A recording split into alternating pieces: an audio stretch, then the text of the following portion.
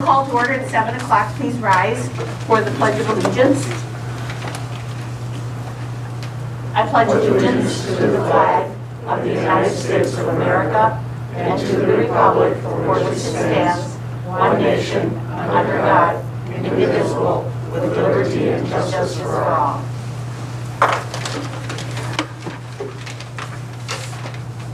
Okay, the school board will convene to closed session tonight to consider the employment, promotion, compensation, or performance evaluation data of any public employee over which the governmental body has jurisdiction or exercises responsibility under Wisconsin Statutes 19.85 (1) (c), an instructional aid schedule, and the high school Spanish teacher. Did we have any guests signed to speak, Carl? No. No. No? Okay. We're going to keep moving until 7:05, and then the rep from Baird is going to call in. So we'll look next at the consent agenda. Is there anything that anyone wishes removed from the consent agenda? Hearing none, then the consent agenda is approved by consent. And we'll move to administrator reports. Mrs. Margraf. Great. I just want to say it's been incredibly busy and really wonderful to see people back in the building, and people collectively are doing everything that they can to make sure that we're ready for kids on Monday. But one thing that I did want to add to my report is just an appreciation. I'm not sure if I might have mentioned it before, but our middle school special education teacher, Vicki Young, went and got certified to become a nonviolent crisis intervention coach for our school. And over the past 2 weeks, he has collectively, trained over 23 people. And we have 5 new people that are trained in de-escalation techniques. And then just today, he did a really wonderful job giving a refresher course to about 17 of our associates. So I just wanted to, let the board know that, I know that our teachers wear many different hats, but this is something that Mr. DeYoung took on, and he's done a really fantastic job. So I just wanted to highlight that tonight. Thanks. Anybody have any questions for Mrs. Margraf's report for her? Okay, then hearing none, we'll move to Mr. Hiltz. Just a couple of things. First off, just kudos to the elementary staff overall. They've come in with great spirit, great attitude. They're really ready to go and are embracing everything that is coming at them. So I very much appreciate that. They're really putting the kids first and have done a nice job in this uncertain time. Also want to draw some attention to our overall theme this year. We're really going to focus on pioneers care about one another and really try and find a way to work that in long term, so that even once this is past us, that we can still focus on the empathy piece and caring about each other. And then the last thing was yesterday we had the open house, and that seemed to go very well. There was a nice flow of families coming through, so there wasn't really a bunch at one particular time. And from the conversations I had with teachers today, they seem to have gone well. So. Questions for Mr. Hiltz? Okay, Mr. Baer. Thank you. I, like my colleagues, would like to recognize the effort of our staff coming back. It's been wonderful to see them after almost 5 months to return to the building and have that collaboration and teamwork that is so important for our education process, and being in the same place is really rewarding. I talked to them about purpose, and our purpose is to serve these kids, and so having them back has really been a highlight, and we're all excited about Monday. One public service announcement: I met with our substitute teachers, and we do have a reduced pool of about 50% of our substitute teachers for this year. So if I could say, we need people that may be interested in subbing at Sevastopol School. We can help them get trained and certified, but we definitely need those folks to keep our building open. So if you know of anybody, please send them my way. I'd be happy to meet with them. Another piece of information that I provided in my reports is just some preliminary attendance numbers, and those are changing by the minute. So we still look at, right now, it seems to be a positive trend. So we're going in the right direction. Hello, Mike. We'll go back to Mr. Baer after we All right, you have the are live. presentation. Good evening, Mike. We're the school board here to hear you tonight. Thanks for calling in. Oh, thanks for accommodating that. I don't know what comment, but Mayor is limiting our travel out to places and trying to be as socially distant as possible, I guess. So thank you for accommodating this. I don't have a formal presentation. I don't know what I wanted to kind of just talk through is the kind of summarize some of the conversations that we've been having related to state budget, school, with Carl and I have discussed what we've heard from other districts in planning, and just to kind of give you a framework of how the amounts and the resolutions you have before you tonight kind of came about. The district is going back, obviously, being past the debt and the operating question. The debt question came in, below projected tax impacts, because interest rates were great. But the operating question was just for 2 years. And that made sense at the time because of, having this debt question in conjunction with the operating question.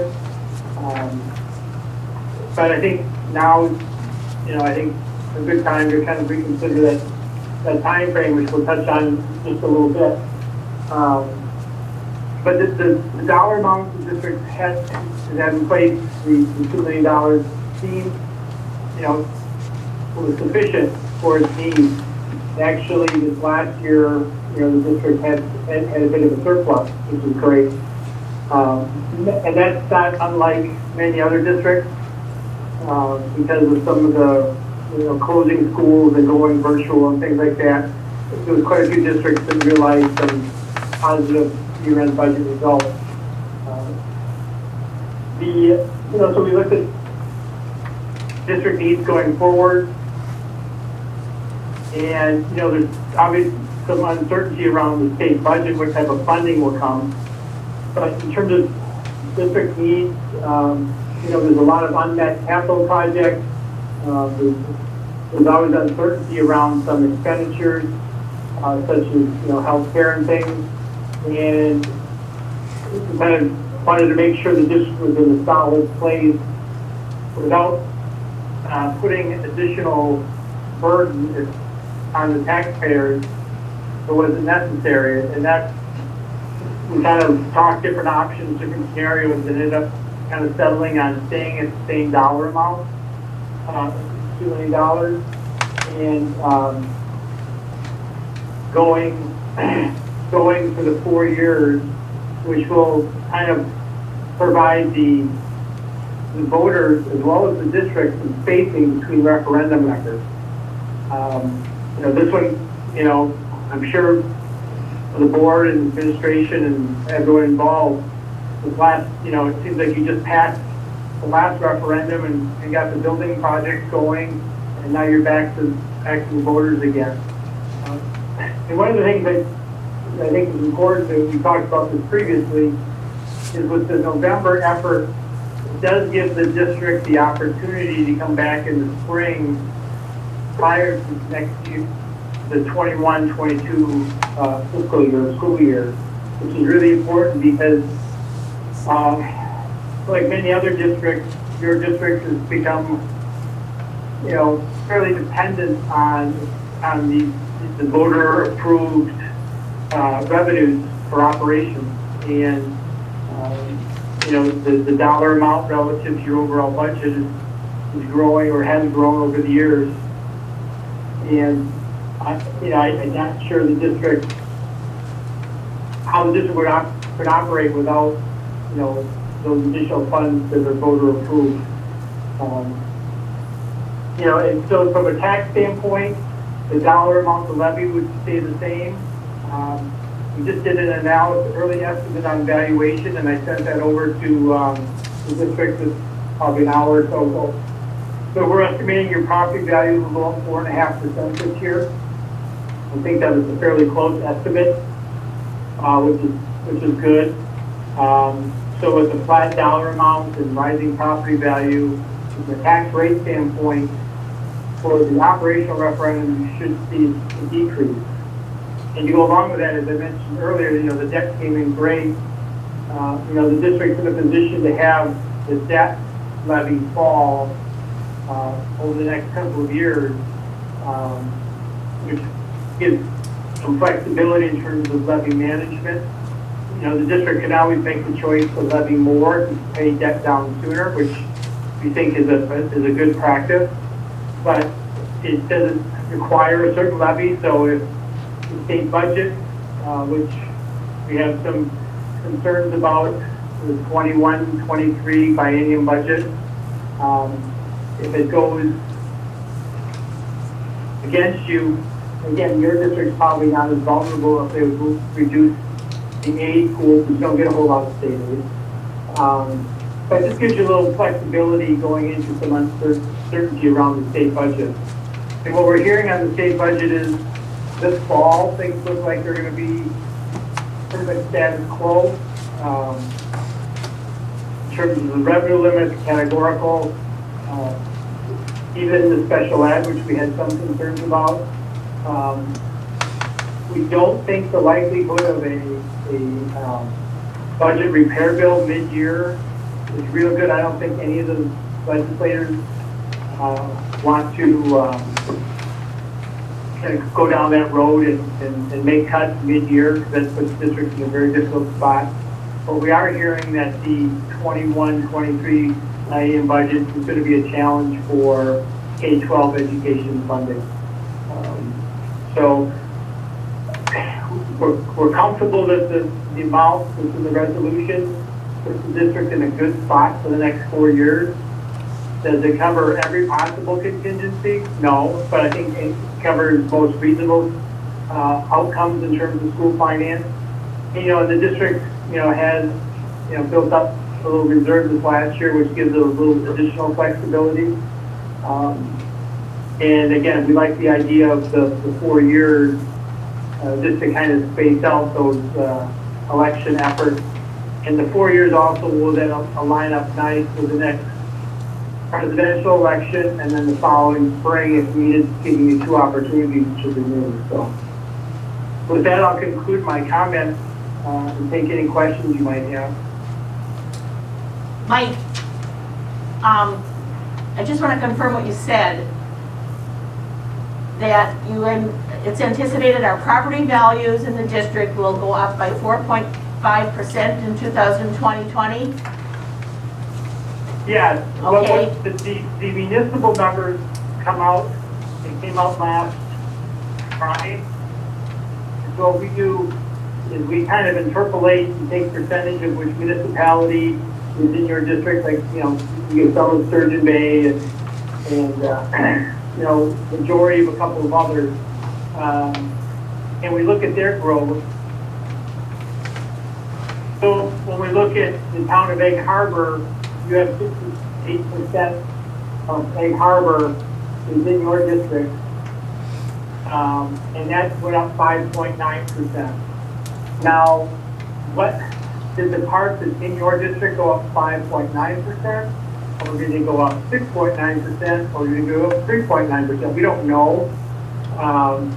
But, in the case of Jacksonport, that went up 4.6, that's 100% yours. Town of Sevastopol is 83% yours. That went up 3.5. And then the part of the town of Sturgeon Bay, the town went up 5%. But again, only 65% of that. So we think the 4.5% is a good working number. Now, might it be 4.2, might it be 4.7? I think that's probably the range you're looking at. So I think that's a good result. The state as a whole, the state of Wisconsin as a whole went up 5.08%. Now, originally when the whole COVID thing hit way back in March, we were a little nervous about property values. But a few things have happened. The low interest rate environment, people are buying homes, and the strong demand is building, buying. But you have to keep in mind too that a lot of this valuation growth was factored in by the Department of Revenue prior to the COVID thing hitting. So I think that's why you're seeing some strong numbers. I know I was on the phone earlier with Hortonville about an hour ago, and they're up over 7%, we're estimating. So, but then there's some districts that are only up 1%. So we're comfortable that the district's valuation will be strong. And again, we have drops in your debt service the next couple of years if the district chooses to allow that to drop. Or again, you can have a choice to keep it level or levy more. If property values would go the other way, because obviously property values are more of a critical issue for your district than the state is. So if valuations would start to slow or decline, we had some built-in decreases for the district to kind of absorb those. So the other part of my question with that was, I think I heard two different things. That with that anticipated estimate of 4.5% increase, our levy would remain the same? The dollar levy for the operating question would remain the same. Your tax rate would drop. Right. But then at the end, you talked about a decrease in the levy. Oh, in the fund, your debt levy. Oh, okay. Your scheduled debt payments are scheduled to drop the next couple of years. And so I think your overall levy may increase, or most likely stay flat. I think if your enrollment stays flat, and the 2 million is renewed going forward. Yeah, your debt service on 39 levy is scheduled to drop the next couple of years, which gives you a little protection in terms of if valuations would go down or something like that, then your tax rate won't necessarily increase or increase as much because of those decreases. I think your overall levy will be dependent on what the state may choose to do. You will get the $179 in revenue limit, additional revenue limit authority per member this fall. We anticipate that will stay in place. So that will adjust your levy somewhat depending on your enrollment. I think overall you're in a good spot that if you move forward with this operational referendum, you have some flexibility in your overall levy to make sure that there's no negative surprises for the resident. So then the tax rate, which is what everybody cares about, will stay the same or slightly decrease? I would anticipate it. I don't see a scenario with what we're seeing now based on the 4.5% we're estimating that there's a chance of an increase. So staying the same or decreasing this fall, I think, are the two most likely scenarios. Mike, a question. I got an email this week about an unwelcome property tax surprise for many school districts. Can you talk a bit about that, how that might relate to us? Yeah, we don't know how it's going to impact specifically each individual school district. It goes to that there's a personal property valuation that each district has, and it's my understanding, we haven't seen any detail, that calculation was done incorrectly. Right. So what it did is it provided additional value. So the bottom line is, again, we don't know exactly how the math is all going to work for each district and how extensive the mistake is, but the district will likely have the choice of under levying, which is not something I think the district probably would want to do, or levying to make up for, to repay that benefit of the, well, based on the miscalculation. So the bottom line is it could potentially have an adverse effect to the property taxpayer by increasing your levy. Exactly when, if they have that in place for this fall, I think the district's well positioned because I think we, like I said, we have that drop built into your Fund 39 of almost, click on that, I think it's $300,000. So the bottom line is the potential that you might have to make the choice of increasing your property tax or under levying to make whole, kind of balance out that mistake.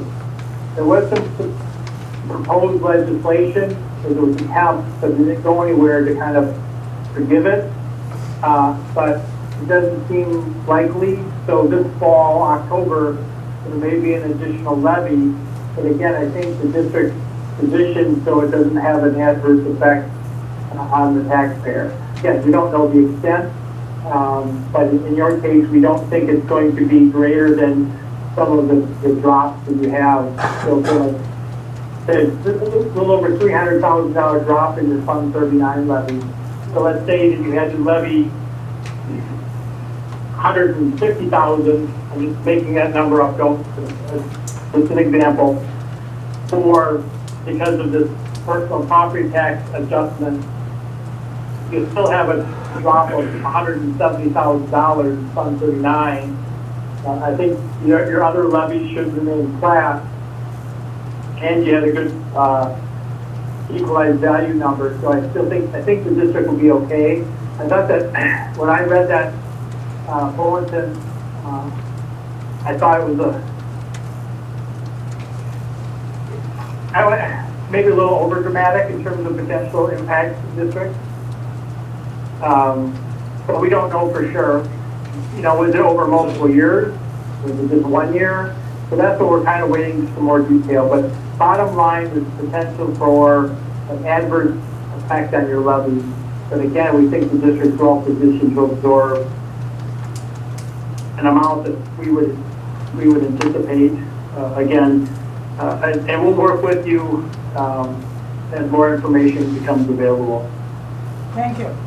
Who makes that calculation? Who made the miscalculation? The Department of Revenue calculates that personal property amount for each district. And my understanding that there was some errors made. Again, we don't know if it's all districts, just a few districts. 1 year, multiple years, we don't have that detail yet, or at least I haven't seen it. I'll tell you why I think that's interesting, because if there's an error on your real estate tax bill, you can't get the money back. I had someone whose property was assessed on the shore at full value. The whole thing was wetlands, it wasn't buildable. She paid over $3,000 a year in taxes for 10 years. Then it was discovered it's not buildable. There's no going back and getting money back from them then. But they can come back to us. Yeah, I want... Not your problem, just an example. No, and I understand it. I guess one other thing I do want to add is that the fact that the legislators didn't take any action and aren't going to be back in order to take any action before the fall, could go one of two ways. One, it was such a small amount, they didn't feel it was worth the effort. Or two, it was a bigger amount, and they didn't want to put any additional pressure on the budget. They wanted to get that money back. So I think we'll be hearing more over the next 3 to 4 weeks. But again, I think you'll have some options, I think, to accommodate I think any adjustments that might come about based on our understanding at this point. Other questions for Mike? We're going to ask you to hang on, Mike, while we go through this motion process. Sure. In case there are other questions. So can I have someone make a motion to move items F and G forward on the agenda to this point in time? From new business. Under items F and G under new business move them forward. So moved. Jerry moved. Is there a Second. second? All in favor, say aye. Aye. Opposed? Motion carried. Then we will take up item F, the resolution authorizing the school district budget to exceed revenue limit by $2 million per year for 4 years for non-reoccurring purposes. And Carl has written out the motion to make. So if someone wants to proceed with that first motion. I move for a motion for a resolution authorizing the school district budget to exceed revenue limit by $2 million per year for 4 years for non-recurring purposes. Second. Discussion, questions? Questions for Mike? Hearing none, all in favor say aye. Aye. Opposed? Motion carried. Then we will move to item G, the resolution providing for referendum election on the question of the approval of a resolution authorizing the school district budget to exceed revenue limit by $2 million per year for 4 years for non-recurring purposes. And then he's got the second motion here. Move a resolution providing a referendum election on the question of the approval of a resolution authorizing the school district budget to exceed revenue limits by $2 million per year for the next 4 years for non-recurring purposes. There's a motion and a second. Any questions or discussion? Mr. Warwick? Just a question, does this motion need to have the date of the election? It's open, there's no specifying which election we're doing this Mike, you want Mike? to answer that? The question was, do the motions need to have the date of the election? It should state the date that you're going, I'm just looking at the date, I'm drawing a blank right now, it's November November November 3rd? 3rd? 3rd. Okay. Would someone like to add a motion to that? one. So I like to make an amendment. Yeah, amendment. I move that we amend this motion on the floor to include the words after the word on, November 3rd, question of the approval. November 3rd, 2020. Is there a second to Mr. Bork's Second. motion? We'll vote on the motion to add the date, November 3rd, 2020. All in favor, say aye. Aye. I vote- Opposed? Hearing none, that motion is carried. Thank you. No, we vote. Now we vote on the motion. So now we go back to, we'll vote on that, on the motion that's printed on your paper there that I think Mr. Weidman read. All in favor, say aye. Aye. Opposed? Motion carried. Okay, anything else for Mr. Clark, for Mike? Hearing nothing, thanks for being with us tonight, Mike. I look forward to seeing you in person again soon, hopefully. Okay, Take care. good night. Good night. Okay, we kind of interrupted Mr. Bear in his report there, so we'll get back to him. Well, thank you. Just the last piece that I was going to add is that we will have an update on the Pac-Land Conference and our athletic fall sports opportunities as part of our reopening plan. If there are any questions, I'd be happy to answer those as well. Actually, for all three of you. My question is, as a board, we were very interested in making sure that you and your staff had an opportunity to debrief the spring and what we learned from going remote and the work that you did with your teachers. I'm just curious as to, now that the teachers are back, have you had that opportunity to kind of gather all of that information, or do you have individual conversations? What's going on with that? I can speak from the elementary side. Most of what we've discussed is how can we best prepare for the fall? What are some things that you kind of learned? So So not a full debrief necessarily, but a debrief specifically on the remote learning piece. Some of the big pieces was just some of our staff wasn't as familiar with Google Classroom as they would like to have been going in. So we made arrangements for Stephen to give us some professional development at the in-service days. The teachers did some on their own. We had some teachers sharing some of the things that they had learned with each other. So there was a lot of that kind of discussion that went on. And there were anecdotal things that came up as we were meeting and discussing different things in terms of some of the stress that they felt and those kind of things, and how we can mitigate some of that. For example, having parents calling 10 o'clock at night and making sure that that doesn't happen as a part of remote learning. But we didn't necessarily have a sit down and talk about those topics specifically. And we did too. We had an opportunity to have a transition meeting both with middle school and high school staff. And our purpose was to talk about how do we capture the experience that we went through. How do we speak honestly with our students about what we went through? How do we grow from that?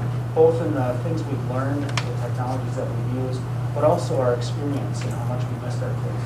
I think that soft start will provide us an opportunity with small groups. We talked about how to engage those kids, ways to have conversations, ways to welcome them back.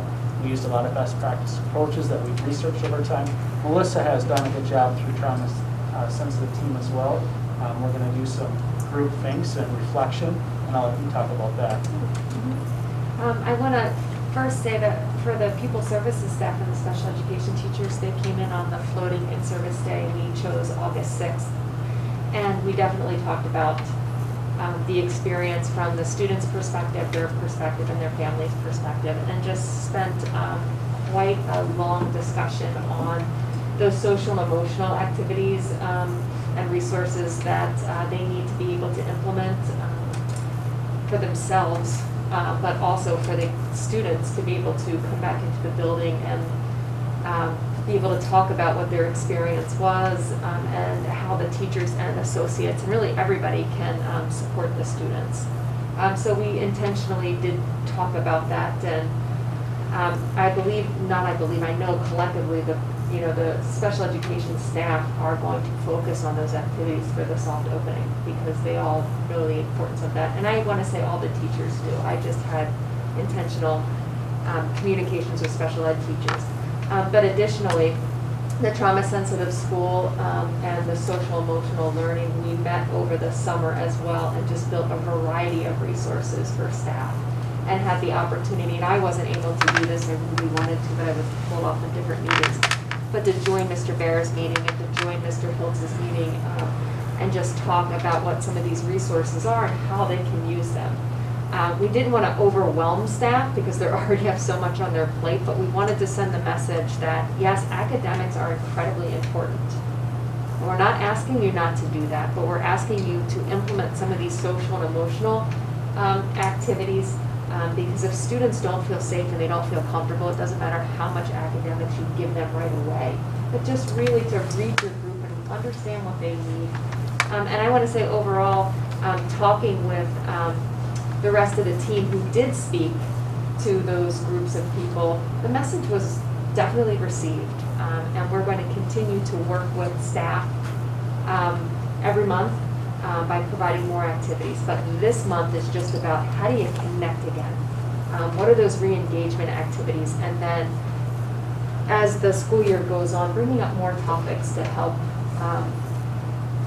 bridge what was missed and fill in the gaps of what they need, and that goes collectively for staff and students. And I'll just say too that we spent a lot of time talking about how everybody re-enters this building in a different way, and we all have different needs and understandings. And some of us have a lot of fears, and some of us maybe are not as fearful. So understanding and respecting that, and that's going to be our student situation too, so we're able to look at the scope of feelings that they have walking through the door to reopen based on some of the current information we're hearing, and of course being one of our schools open on it. And if I could just add, CISA has come out with what they're calling bite-sized lunch and learn. And this starts on the 24th of August. It ends on the 27th of August, and each day they have something different. Melissa, you mentioned returning to learning, and that is one of the sessions, returning to learning and connecting with students in uncertain times. There's one called Turning Student Distress into Success, helping teachers and staff navigate cyberbullying and other serious student issues, creating a culture of respect. And then Bellin is joining with CISA to talk about, none of us are quite sure how to handle COVID and when students return and how to address those coexisting with COVID. And CISA is also focusing this year new professional development sessions for teachers and paras centered on trauma sensitivity, social emotional learning, access and equity in the changing education landscapes. So there's a lot of good resources out there that can help. And WASB is also doing some things here in the way of webinars called Back to School. And those are all available on the WASB website. So there's a lot of good stuff out there.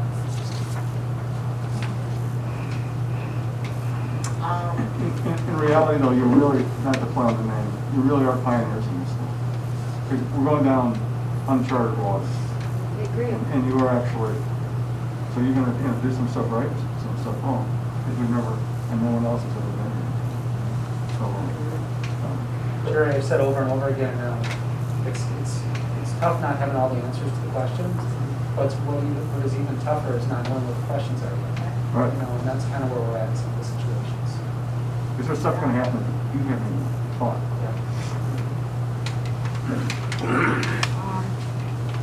We have the written, anything else on that? Now, we've got the written report from the athletic director. I guess if we have questions on that going forward, we should maybe get them to Mr. Lutke so he can get us the answers and bring them back since she doesn't come to the meetings. I don't know, does anybody have any questions tonight? I can just tell you that her world's changing every day too, as different Yeah. conferences in WI come out with different rulings all the time. Was it last week Friday, WI met, and then Yeah, we met Tuesday. Packerland met on Tuesday?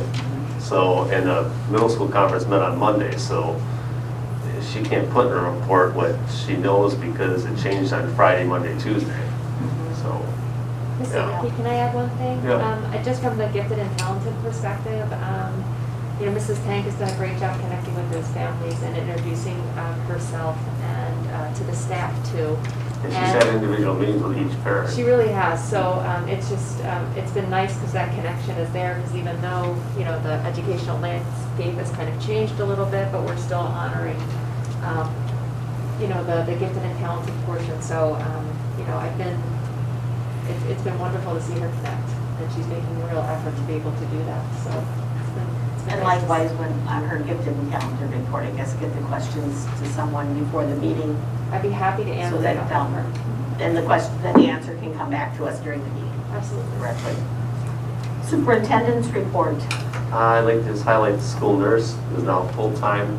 Her nursing office is in the K-12 office, but then we have an isolation room, which was scheduled to be the high school conference room on first floor, but then we had the flood. So her isolation room will be Callie Asher's old room up on third floor, and that's temporary until we get the first floor high school conference room open. She does have a COVID decision-making tree from DHS on how to make decisions on someone with symptoms. And she met with parent families during registration because some students will have allergies or seasonal symptoms that won't be COVID related, but she won't know that unless she does have those meetings with those families to plan ahead. But she's got a big job ahead of her. And then I'd like to highlight the videos from the Pioneers Take Care of One Another. Stephen's gonna pull it up for us. We shot a few videos which are being released to families tomorrow to explain how some of our procedures have changed. We had a lot of handouts at registration on this. We had a lot of questions at open house last night, but these videos will give them another chance of seeing it and figuring it out. And I know next week, I'm really glad we did a short, soft opening because we have had questions about parking and where do I drop my student off of and how long we're on this green gold schedule and AV stuff. And it's interesting. You can hand out the information, you can send out the emails over and over, and there's still questions on how we're going to operate on Monday. And really Tuesday will be like another first day. Hi Sevastopol community, we're happy that you're able to watch this video today. We are going to present a series of videos that talk about the differences here at Sevastopol when we all return in August. The one thing that I do want to say is the theme for our video and the reasons why we're doing everything that we're doing is because Sevastopol and the pioneers, we take care of one another. So some of the topics that we are going to cover are we will cover social distancing, wearing masks, using hand sanitizer, washing your hands, and using the bottle filling stations at the water fountain. This year everyone gets 2 masks to wear. Make sure you bring it home and wash it. So you can see how easy it is to wear. And remember, pioneers take care of each other. Unfortunately, our water fountains or bubblers are not working. But the good news is that our water bottle filling station does work.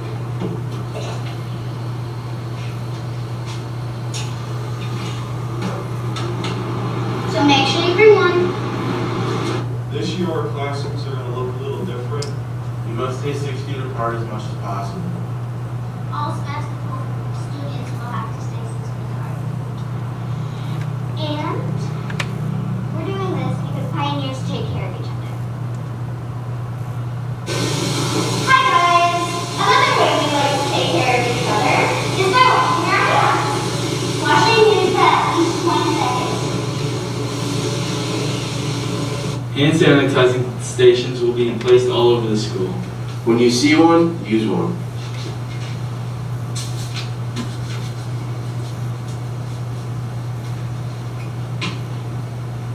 Pioneers take care of one another. Thanks for watching. 3, 2, 1. Pioneers take care of each other. Thanks for watching. And we're going to do You must stay 6 feet apart at all times. Nice stuff without 2, 3, go. Yep. Tell us when to go.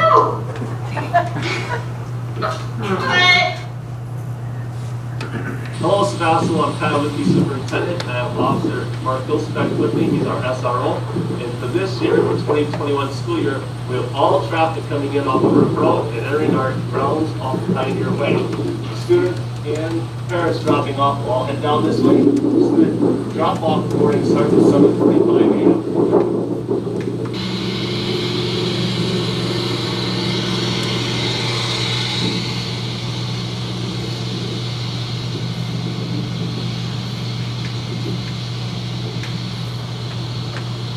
Door number 3 entrance, which is on the south side of the school.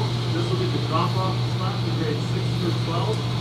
Parents dropping off their students will be pulled the lane closest to the school.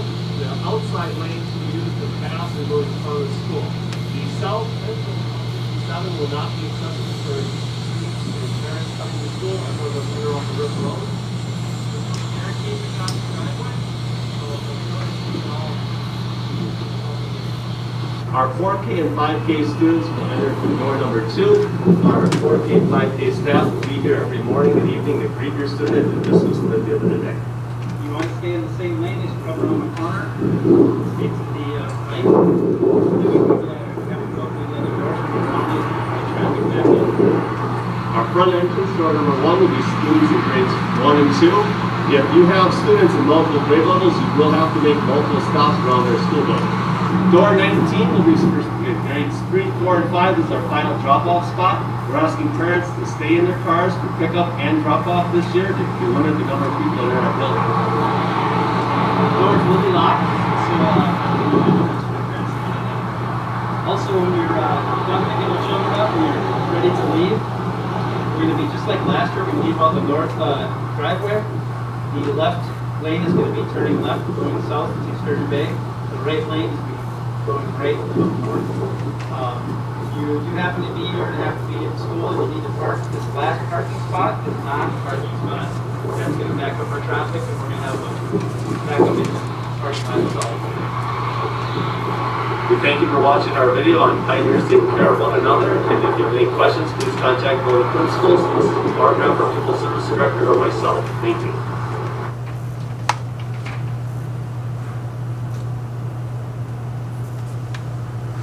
School students, how are you doing today? As part of our Pioneers Taking Care of Pioneers video series, I want to talk about student parking passes. This year we obviously have limited space because of the building construction that's going on. So you will receive a parking permit that has a number on it that corresponds with the parking spots in our parking lot. We just want to make sure that you have a spot to park each day, so please make sure you park in your assigned spot. In addition to that, our guests, our families are going to be using the RIP Road access. So when you're leaving our lot each day, there's going to be a significant amount more traffic. We're going to ask for these accommodations from you throughout the year as we work to take care of each other. So it's really important. Thank you for watching this Pioneers Caring for One Another video. Recognizing the importance of our food program, Sevastopol will continue to offer meals. Along with meeting state safety standards, we will also be cleaning surfaces to match the CDC and Door County Health recommendations. To work with the CDC guidelines on distancing, the cafeteria has been reconfigured, and we will also be utilizing the multi-purpose room. We will also be using an online method for pre-ordering meals. To place a pre-order for food, first navigate to the Sevastopol Schools website. Then scroll down, find Food Services, click on the link. At that page, click on the Online School Food Order link. It will take you to the online order form. Enter your student's name. We will use Pioneer Pete. The student lunch number, we will enter 2020. Indicate whether this is for an in-school or if this meal is going to be sent home on days when the student is not in attendance, like our A and B day. Pick the student's homeroom. For the meals requested, you must pick one item on each day.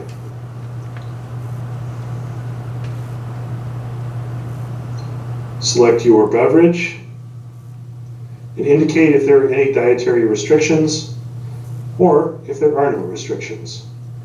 Then click Submit. At that point, you will have completed the Sevastopol Food Service online order.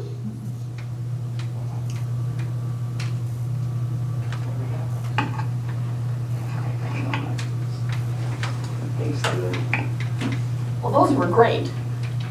Good job, everybody. So those went via email to families? They're going out tomorrow. They're going out tomorrow. Mm-hmm. Good. That's us. That's it. I don't have anything. The Communications Committee met virtually on July 20th, and that was really just to wrap up the Pioneer Times newsletter that went in your mailbox end of July, I think. So we'll probably be meeting again soon to start another one so that we can talk a little bit about the renewal of the operating fund referendum. Budget report?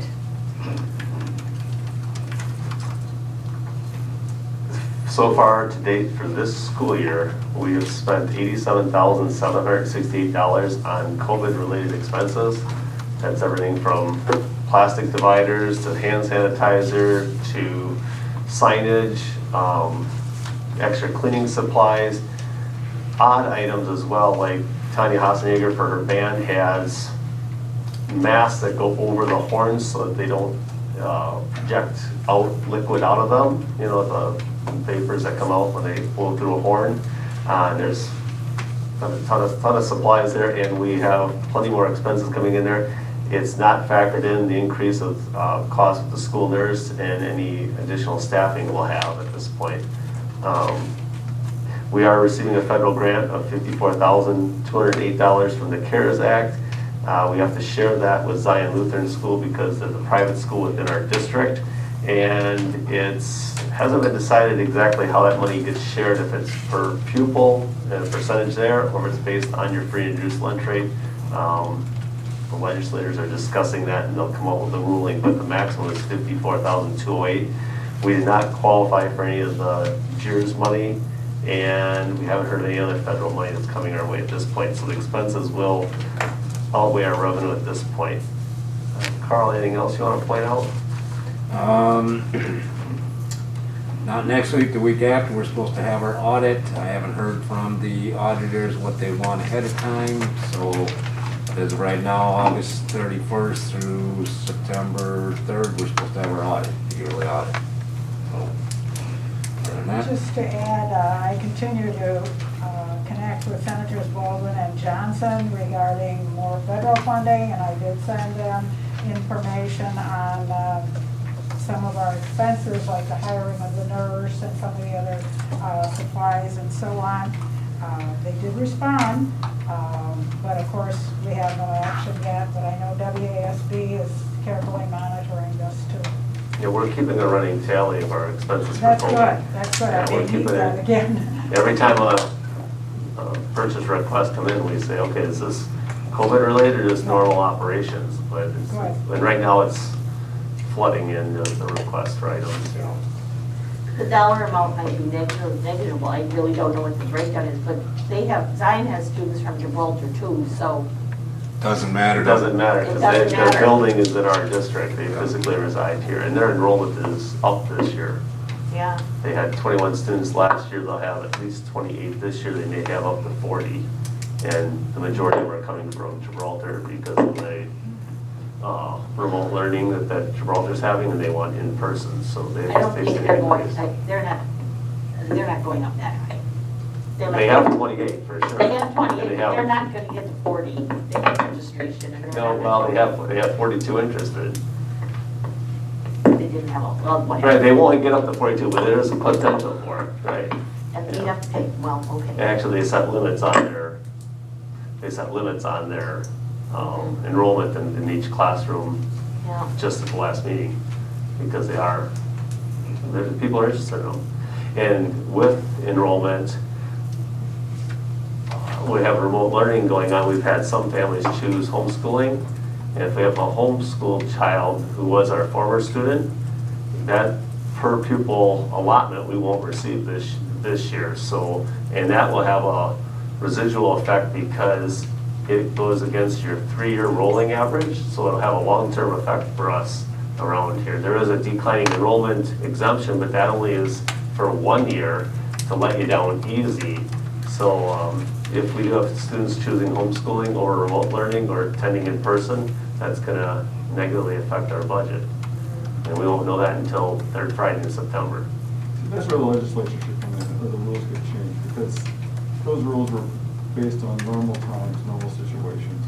And this is abnormal, so therefore they should, I mean, the push should be to the bureaucrats.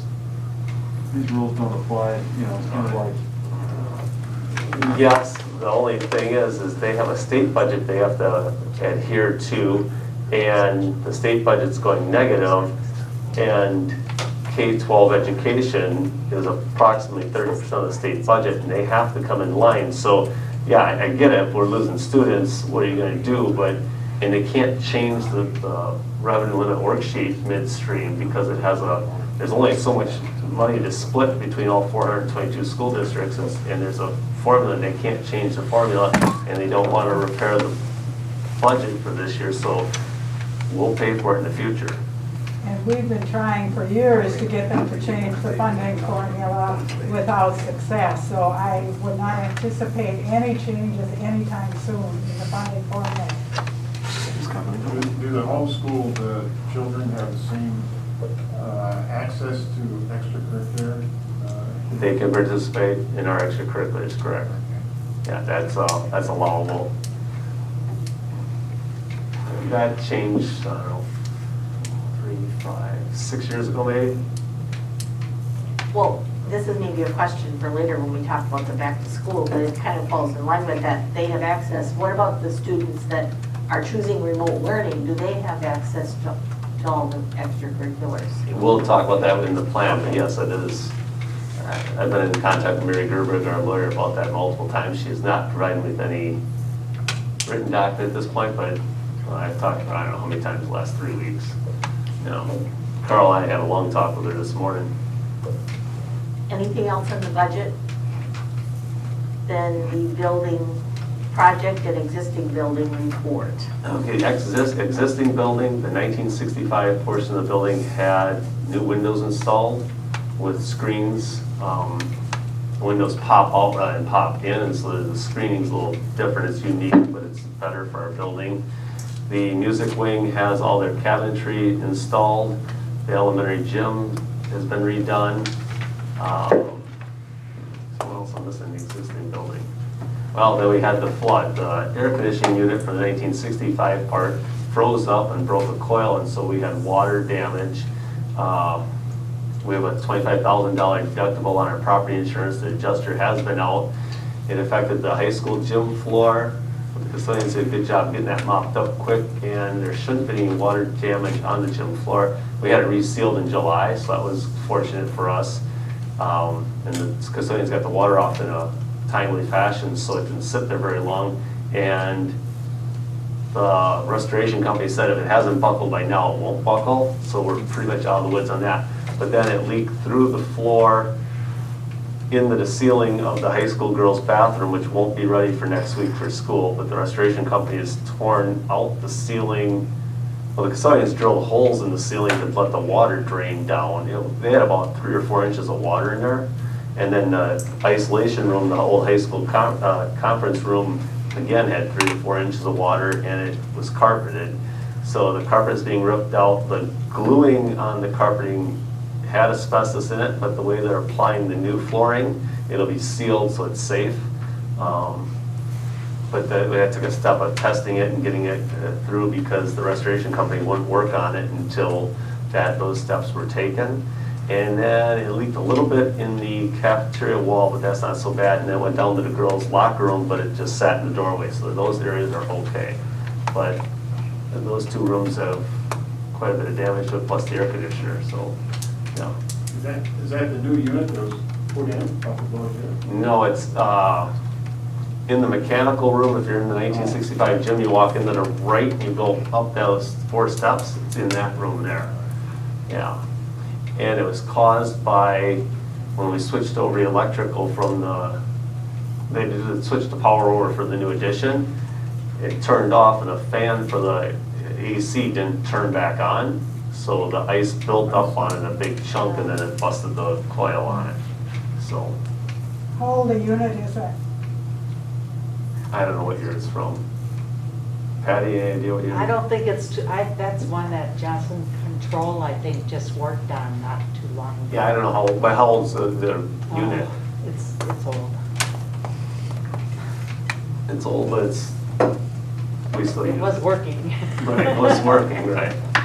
And it's in the part of the building we're keeping, so that's the existing building. The building project, to date, we've spent $5.6 million on the building project. We have one problem that they're addressing. The water, it runs off the north side of the high school gym and off the south side of the industrial arts area.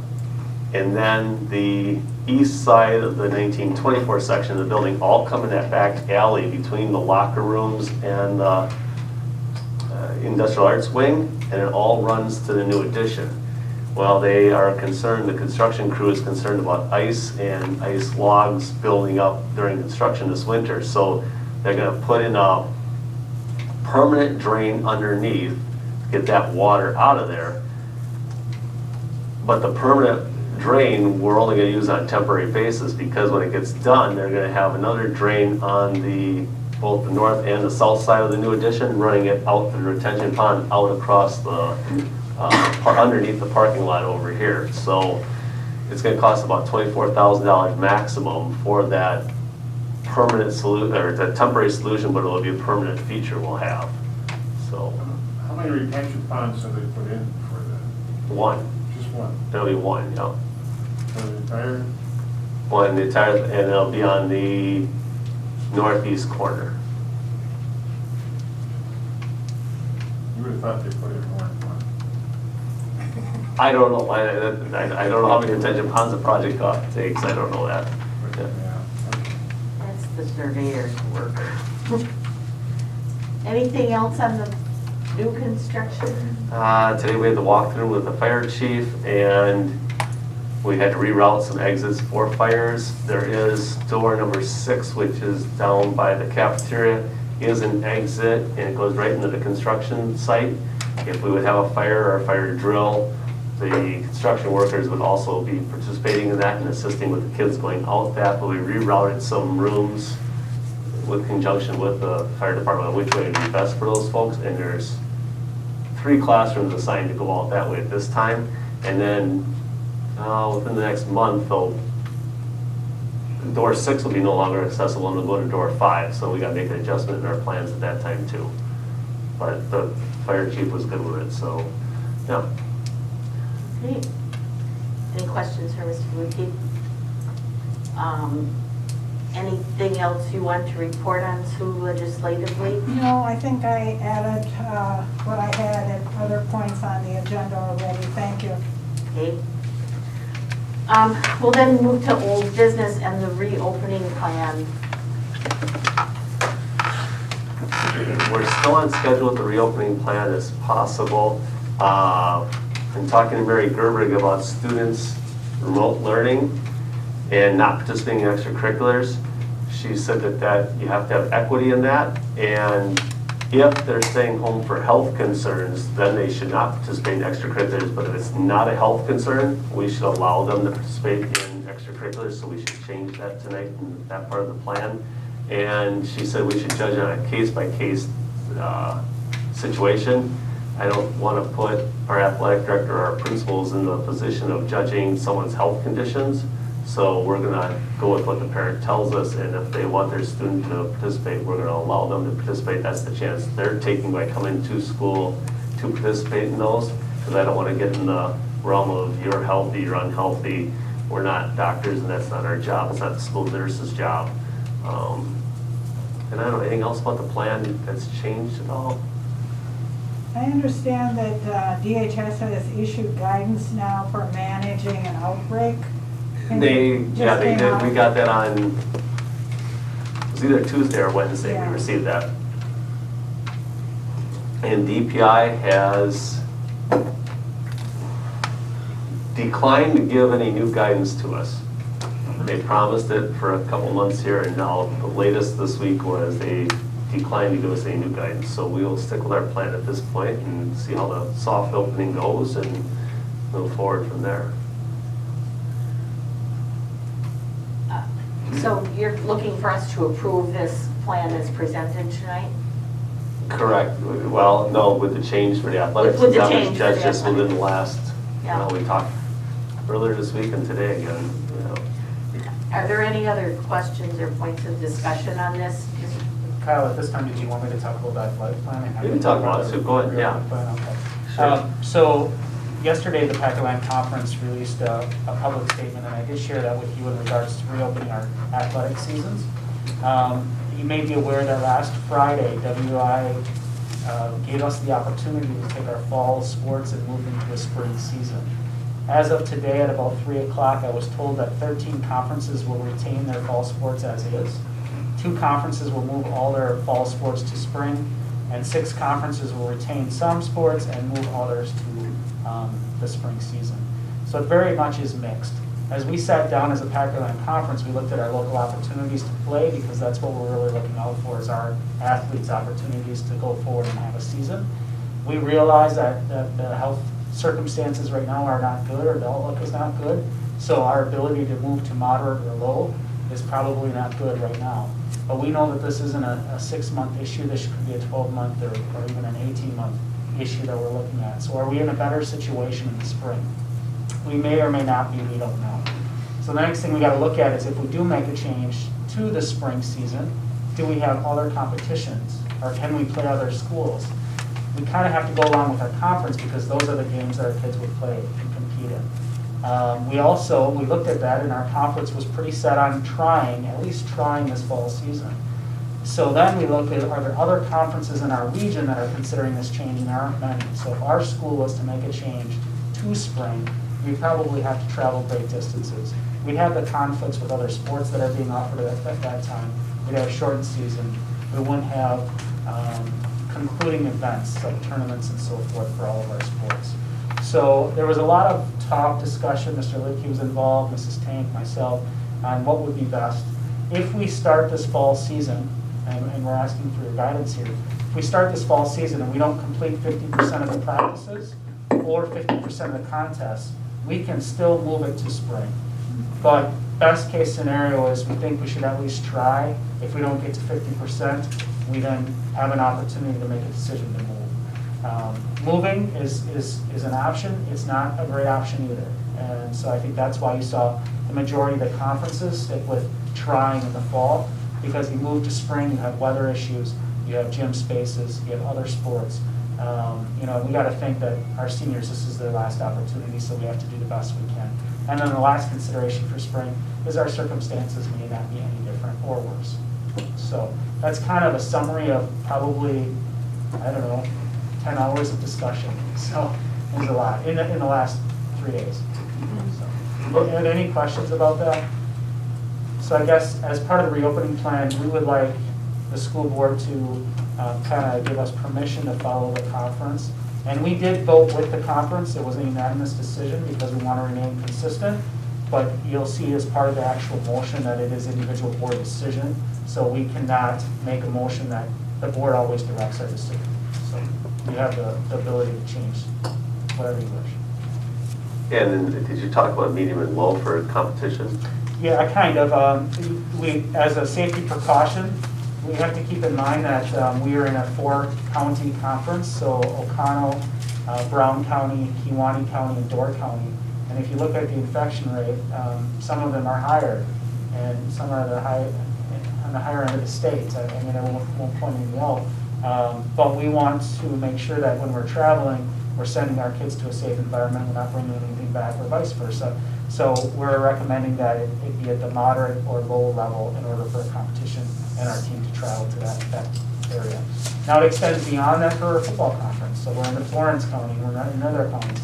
I would think the same type of recommendation, both counties have to be in that moderate or low category in order for us to travel. And then we'd like our middle school to follow suit with our high school, because they're in a different conference. But if the high school's doing one set of a platform or something, we'd like the middle school to be in alignment. And then we have our Mighty Pioneers, which isn't governed by our board or our school district, but they use our facilities. And for facility use, I'd like them to be on the same page of being allowed to use our facilities when the middle school and high school are allowed to, and not when it's, if the high school and middle school aren't allowed, I don't think the outside group should be able to use our facilities either. And that's the direction I was planning on going, so. So are you looking for us to approve, adopt this? We'd like to approve this with the caveat of allowing remote learners to participate in extracurricular activities, and then to follow the Pac-Lin conference guidelines for high school, and middle school follow the high school. And you want Mighty Pioneers mentioned in that? Outside groups using our facilities would follow our standard. I have a question on that. Yep. Since we're going into this unknown area right now for a while, do you really want to risk bringing outside groups that you really don't have any control over outside of it until they walk in the door, using your facility until we have a better feel of what's going on? I think there's a risk. I just personally think there's a risk there. So when you say outside groups, you mean like the Mighty Pioneers? Those are elementary kids. Those are our students already. Yeah, the bigger concern would be opposing teams coming here, and I think if we're at a high level, we don't allow travel for ball teams going back and forth. But Florence, that's okay. Women's and Daughters Society or something. No, and the Girl Scouts use our facilities, but they're going remote for the time being. Florence, what conference are they really in? Because our 8-man football isn't. Our eight-man football's a makeup of 3, but like Florence, the conference they're in, is not a lot. They're letting us come to them, but they won't come to us.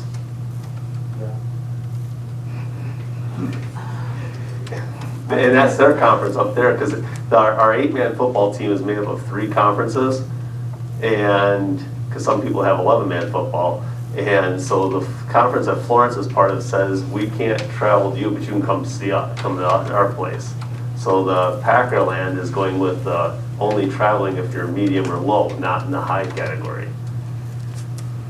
And I think we still have to determine what is the right direction there. I recommended that if we have a home game, that we retain that home game.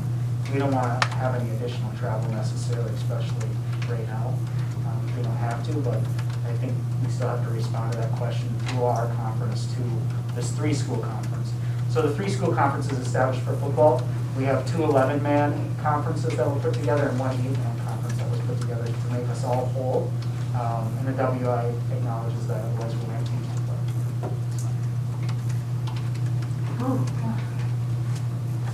So it's yeah, and it changes, like I said, it was Friday, Monday, Tuesday, today. It's every day there's meetings about it. And people are excited to get playing and stuff.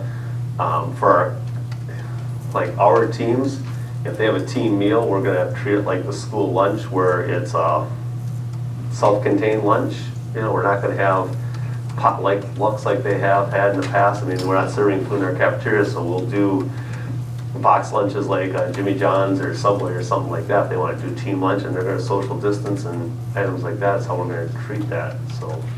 You may hear that we are gonna most likely suspend cross-country next week, because their first athletic competition is until like September 17th, Kyle, I think, September 20th. I haven't seen the schedule, but. So if we practice this week and we practice next week, we're only allowed 6 weeks of practice before we use 50% of our season. So it's very possible that we'll get through those 6 weeks of practice, not have a contest, and then they'll count that as a completed season. We don't want that to be the case. So we're gonna suspend practice, and then, so we only have 1 weekend, and then resume practice, so that's week 2, right before our contest, which will be mid-September, September 15th, somewhere in that range. It's really tricky, but we're working together on it, and it is daily decisions and daily changes. But we're gonna Brooke and I and Kyle talked about suspending cross-country for next week. All of this is so much. Thank you, all of you. Not just the athletic part, but the whole reopening plan and everything. So it looks like we need a motion to approve the 2021 reopening plan, adding that homeschool students and virtual school students are allowed to participate in extracurricular activities, and incorporating the Packerland Conference status of fall sports document, having middle school follow the high school follow the high school schedule pattern, and the Mighty Pioneers also following that pattern for you. Any outside group following that pattern of use for use of our facilities. Is that what you're looking for? That's what we're looking for, yeah. At least I've got a motion already written. Oh, good for you. Okay, so I have motion by with a second by to revise reopening plan to allow all remote learners to participate in extracurricular activities, also incorporating recommendation of the Packerland Conference to participate in fall sports, having high school, middle school, and any outside organization follow same guidelines. And that's good because guidelines will change next week, the week after that. I mean, it's I'll take a so moved on that. I'd make that motion. Is there a second? Second. Okay, questions or discussion? Did you say that if a student doesn't come to school today, but he can come this evening for extracurricular, if the parents say it's okay? Mm-hmm. Is that it? Right, because our remote letters, according to Mary Gerber, our lawyer, says that they have to have equitable access. And she said you can deny it on a health concern, but the school is really not just, has the stance to be able to judge health. So you can require them to see the school nurse before they go to the. And if they do extracurriculars, athletics, they do see our trainer, and the trainer does screen them. But that's not their concern. It's not that they're carrying it, it's that they may be exposed. So they're concerned about being in our hallways during the school day because of proximity in certain situations or classes or hallways or whatever, eating next to someone. So they're concerned there, but then they feel like they're capable of coming for extracurriculars later. I think the difference is in a school of 500 kids, it's different than being on a team with 10 kids or 20 kids or smaller. Possibly.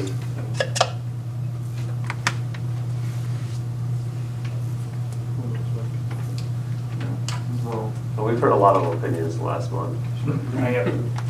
Yeah. Other questions or discussion? So I have a question, Adam, regarding that Parkland thing. So who makes the decision that you're high, medium, and low? Who communicates that to the school? The Department of Health Services. They call you call them to get your rating that day? No, remember, I shared that on another document earlier, but Yes. that's okay. It's every Wednesday at 2 o'clock, they update it, it's Okay. 1 week. I just want to know like how that times with the sporting event on a Friday. Yeah, it's not great, we did discuss that. Wednesday's probably the best day though, because there's typically no sports on Wednesday nights. Okay. And that was just blind luck. That's when DHS comes out with it, but. So we're working on those guidelines, but we're anticipating that we'll treat it Yeah, as we're still weather high. cancellation. We went from 18 active cases down to 8 active cases, down to 4 active cases, and we never left the high.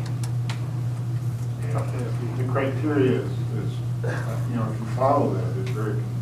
Yes, it was explained to me that they look at the activity of the disease over the last 2 weeks, and then they try and project where it's going to be in the future. But we went from, and the number of deaths hasn't changed since May 1st. We've been at 3 since May 1.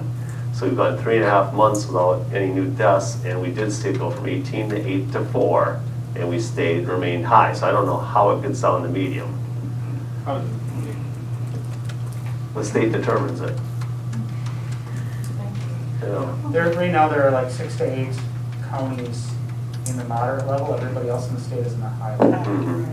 Is there, Adam, you mentioned the Packerland is 4 different counties. Is there anyone in the Packerland that is in a low? No.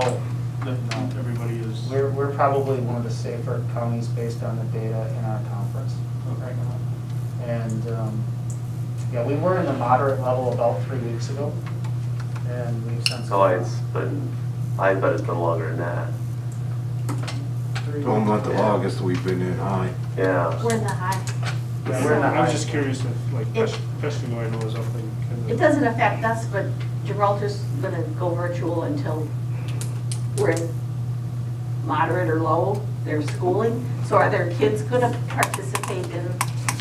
I'm not 100% sure what their reopening plan is. I don't know if they fully released it yet. I talked to their principal though, and he said that they're going to make a decision whether they're virtual or in-person attendance each week.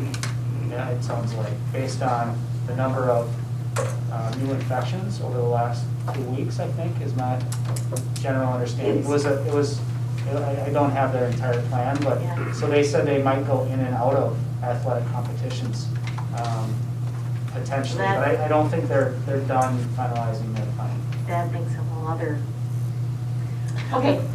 Well, that directly affects our boys soccer because Right. they host our boys soccer, and our swimming the girls swimming is hosted by Sturgeon Bay. So that has direct effect on our students here. Right. Okay, any other questions on the motion? Hearing none, all in favor, say aye. Aye. Opposed? Carried. We'll then move on to some second readings of policies. These are policies that we looked at in the previous month. Did a first reading on them, and there were slight changes to some of them, so now we're just coming back to that second reading and just for the audience, these are always based on statute or case law, almost probably 99% of the time. So can I hear a motion on policy 2210? I would move to approve the second reading of policy 2210, curriculum development. Second. Questions or discussion? All in favor, say aye. Aye. Opposed? Motion carried. 2260. I make a motion to approve the second reading of policy 2260, non-discrimination and access to equal education opportunity.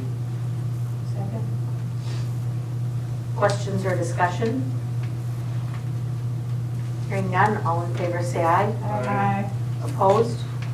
Motion carried. 2260.01.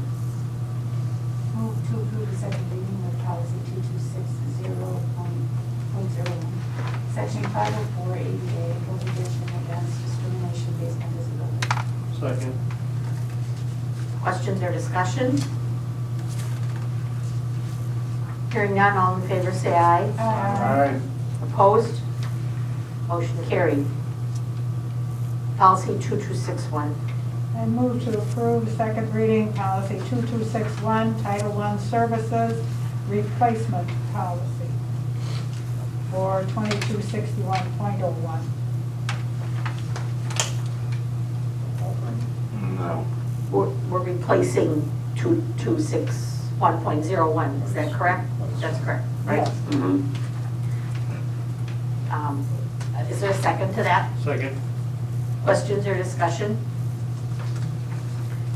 Hearing none, all in favor say aye. Aye. Opposed? Motion carried.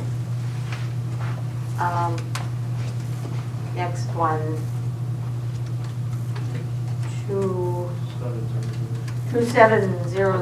2700.01. Move to approve the second reading of 2700.01, school performance report. Second. Questions or discussion? In the newer policy, they take out like graduation rates and stuff like that. Why would you not want the graduation rate as part of your performance? I guess if it's poor, you wouldn't want it in there? I don't know. But why would the state want to have a policy that doesn't report graduation rate? I don't know. What was your question, Jerry? I'm sorry. In the new and revised policies, they've taken out reporting of graduation rate on a policy titled School Performance Report. I would think of all basic things that most people in the community can understand is what's the graduation rate. Now you're not required to report it. No, but I think it's included somewhere else. I just think it looks kind of strange. It's in our state report card, but Yeah, we probably won't get a state report card this next year. no. Because we didn't do enough testing in the spring. No one did. I just thought it was funny that the line went through graduation. It's kind of like, And I think it's telling the because hospital you're not going to report, you're not going to report infection rates. it's included somewhere else. That's a good point, but I guess we can't change it, so. Any other questions or discussion? All in favor, say aye. Aye. Opposed? Motion carried. 3122.01 The next two are combined, Lisa. and 4122.01. Move to approve second reading of policy 3122.01, drug-free workplace, and 4122.01, drug-free workplace. Second. Questions or discussion? Hearing none, all in favor say aye. Aye. Opposed? Motion carried. 3125. Move to approve second reading policy 3125, Wisconsin Quality Educator Initiative. Second. Questions or discussion? Hearing none, all in favor say aye. Aye. Opposed? Motion carried. 3161 and 4161. Move to approve the second reading of 3161 fitness for duty and 4161 fitness for duty. Second. Questions or discussion? Hearing none, all in favor say aye. Aye. Opposed? Motion carried. 3213 and 4213. Move to approve second reading policy 3213, student supervision and welfare, and 4213, student supervision and welfare. Second. Questions or discussion? All in favor say aye. Aye. Opposed? Motion carried. Then we have a second reading of a new policy, number 2370, for a motion. Move to approve second reading new policy 2370, educational options provided by the district. Second. Questions or discussion? All in favor say aye. Aye. Opposed? Motion carried. Then we have the Town of Sevastopol Park agreement. The town park approved it earlier this week. They signed on to They it. signed it, discussed it, and they were all in favor. And this is what you and Dave went over and Yes. it Are matches, there any yeah. new points you want to highlight or anything like that? We tweaked it a little bit to make everyone happy, and I think that's a good deal. Did you get they said they were going to send it? Yes, I got it. Oh, you got it, okay. Mhm. Can we first have a motion to approve the, what is the official Memorandum title of of it? agreement. I'd make a motion to approve the Town of Sevastopol Park agreement. Memorandum of understanding. Is there a second to that? Second. Questions, discussion, comment? What's the Mr. term- Ward. What's the term of the agreement? What's the term of the agreement? 1 year, 2 years, 5 years? $3,500 for every year, and we'll agree on it every year then. They set up, and they support a 5-year plan, hopefully. But it's not really spelled out in the agreement what the term. How many years might get out of it. No, the way I see it, we gotta approve it every year. Yeah, I believe it's a yearly thing with our, It's just not spelled out in the contract. No, it's $3,500 every year for park use, but it mutually agreed upon changes, but there doesn't say anything. I know that Brooke and Mark Kane are gonna meet time to time to make sure both parties are on the same page as far as. I think it'd be good to have some documentation, like a sidebar letter or something. Well, in here it says there will be a joint meeting between the Sevastopol Sevastopol Athletic Committee and the Town Parks Committee, and the recommendations will then go to the school board and town board for approval, so it's gonna be annually. Yeah, yeah, and so, but by approving this tonight, then we are gonna pay our bill for $3,500 that we haven't paid for 1920 then. 2020. We haven't paid 1920 yet. We haven't paid for, 1920 was, was, I we got just- you, you're just pre-grade, 2020. We didn't use it. 19/20, right, yeah, 2019/20, If right? we since 1920, we got a big bill. Well, we own the ball, we own the dugouts over there, so yeah. Even though we didn't use them, we did not use them. We didn't, but they did major renovations to the They did do a lot of mound, upgrades to the. the mound and the batting budget areas. was over, they overdid their budget. Yeah, they did nice renovations on the field. Okay, any other questions or discussion on the park agreement? Hearing none, all in favor say aye. Aye. Opposed? Motion carried. Then we've got first reading of some policies, so this is our first reading, you've read them, we're gonna move to approve them, and they'll come back next month for the second reading. So can we start with policies 3230 and 4230? Move to approve first reading policies 3230 and 4230, conflict of interest. Second. Questions or discussion? I would just taken back by the, they use the term, this applies to professional employees, most part. Keep using that term, no professional employee over and over. Who is that? Teachers and administrators. So a teacher would be in conflict of interest?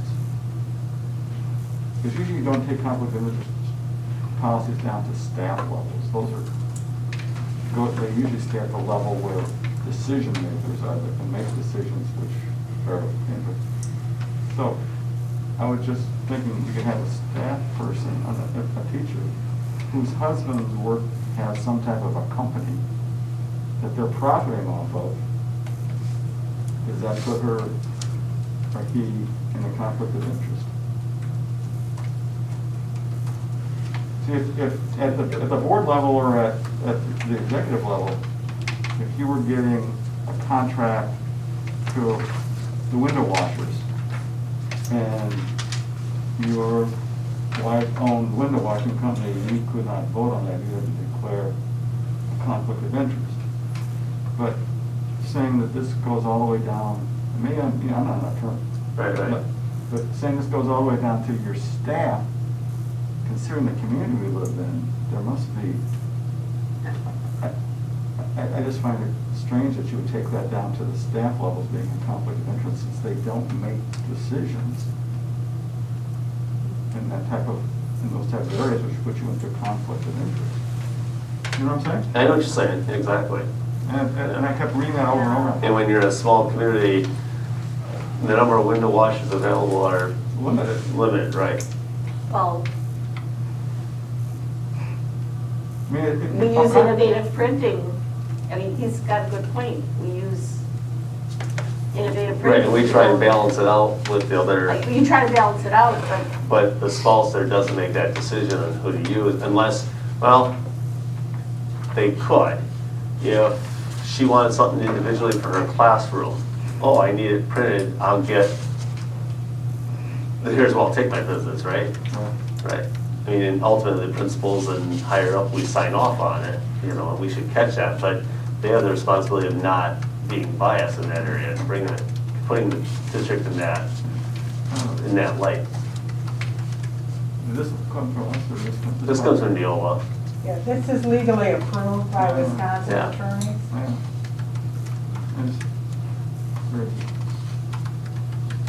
we usually try to follow Neola's recommendations. Do you think we need a No, I don't think different? so. If you see how the teacher doesn't make the decision anyway to buy that printing, you make that decision. Yeah, If your wife when they do a owns- purchase order, it goes to their if your wife department, owns it a comes to me, printing right? company, then you're gonna, I don't know what you mean. Yeah. Your wife can.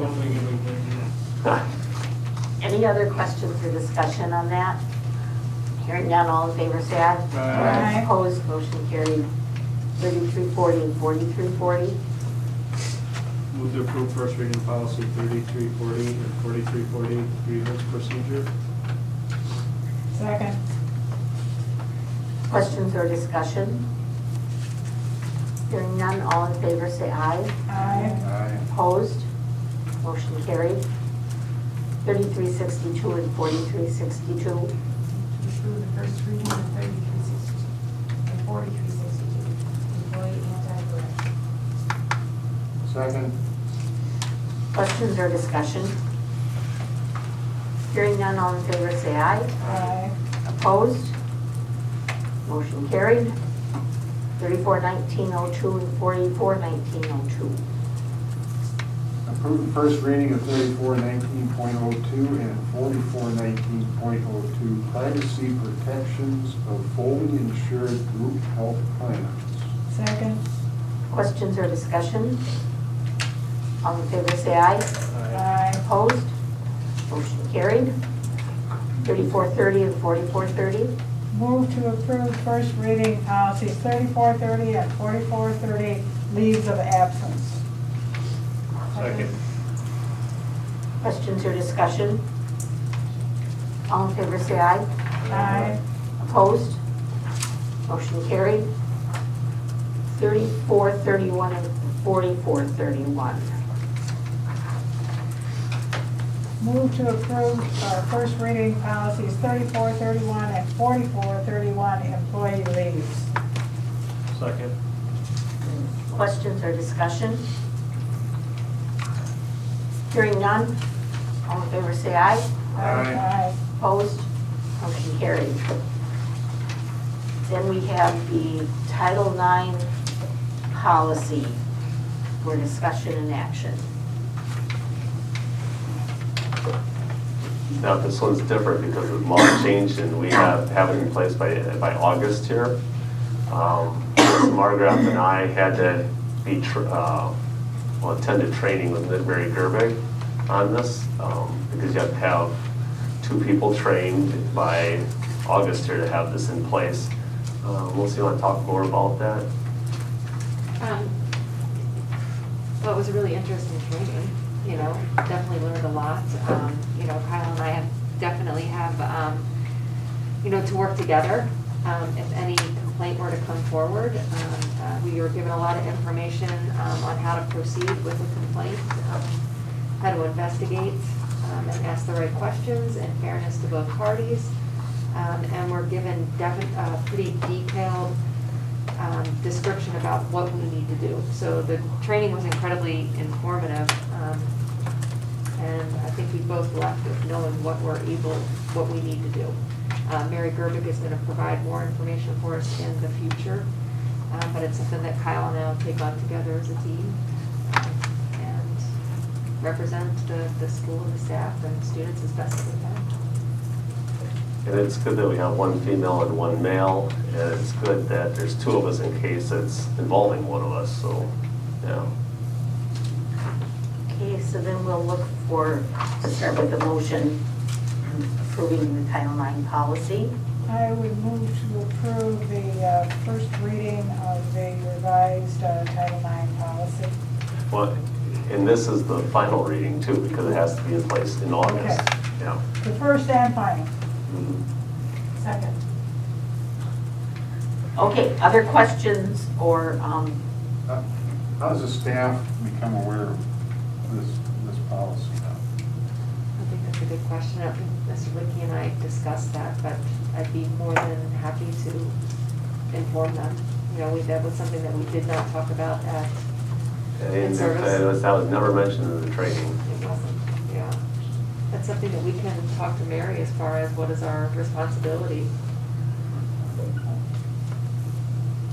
Well, I think it's a good question. Because they won't read all the policies on the website, that's for sure. Right. any other questions or discussion? Hearing none, all in favor say aye. Aye. Opposed? Motion carried.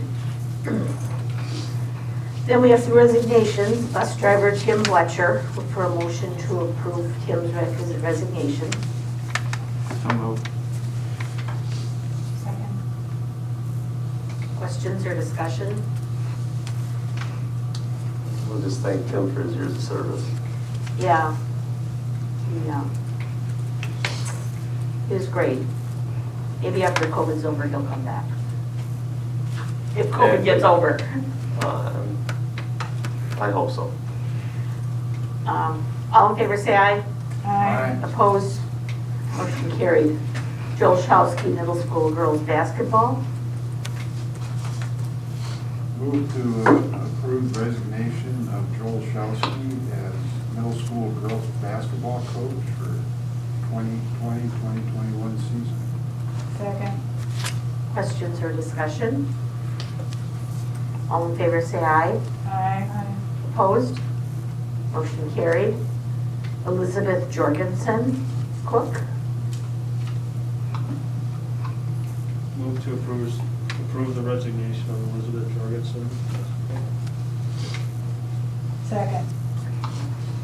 Questions or discussion? I think it's amazing that she's willing to, she's got a different job, but she's willing to sub when possible. So I think that really speaks highly for her wanting to still work here when she could, and that things are in good shape there. And we haven't found a replacement for her yet, so Casey was calling her today to see if she wanted to sub right away.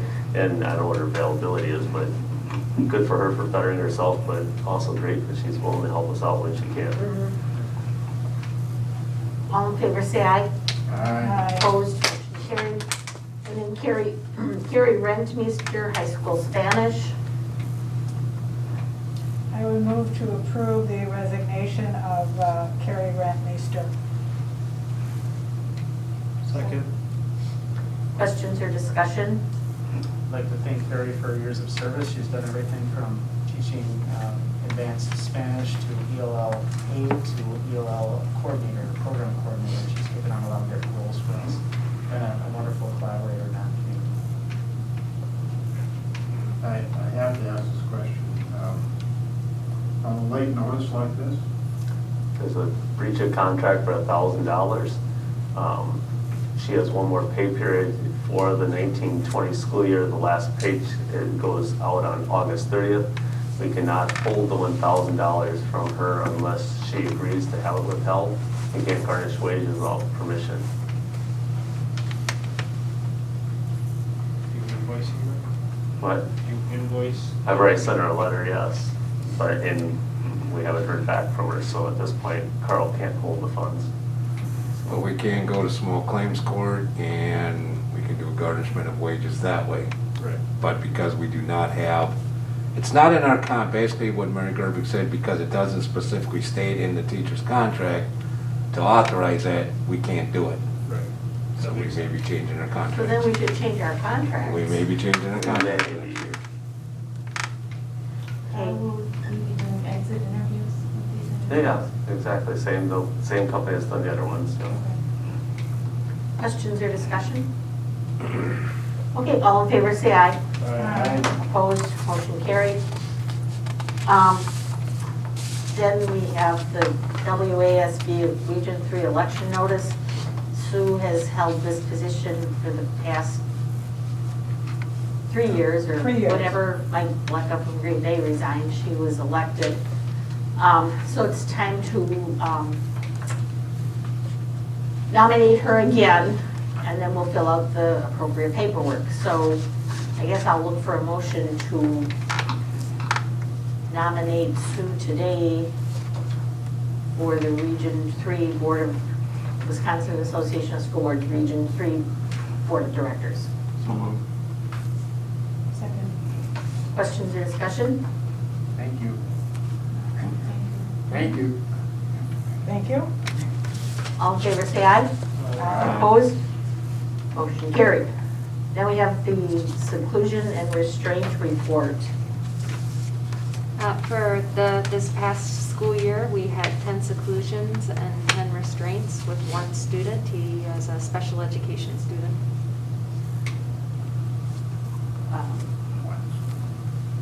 Can I have a motion to approve this seclusion and restraint report? I would move to approve the seclusion and restraint report as presented. Second. Are there any questions or discussion on that? So who do we submit that to? Where does that report go? It goes to DPI. Is that public record? Is it? Well, that's why it says student pay. It doesn't have any names on it. Yes. It just reports for Sevastopol School District. Anything else? Hearing none, then all in favor say aye. Aye. Opposed? Motion carried. That would conclude our regular business for the evening, and I'll look for a motion to convene to executive session. Move to convene in executive session. Second. Roll call vote. Dick? Aye. Aye. Aye. Aye. Aye. Aye. Motion carried. Thank you, everyone. Carried at 8:44 p.m. Okay. Okay, we are back in session at 9:07 p.m. And I will look for the first motion on the 4 aide positions.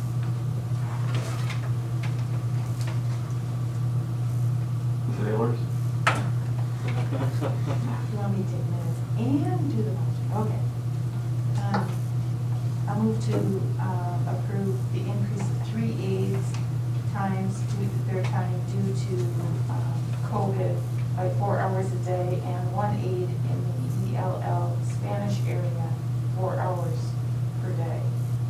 Second. Questions or discussion? All in favor say aye. Aye. Opposed? Motion carried. And then we will look for the next motion on the adding an aide. I'll move to approve the addition of 1 aide working 8 hours a day in the ELL Spanish needs area. Second. Questions or discussion?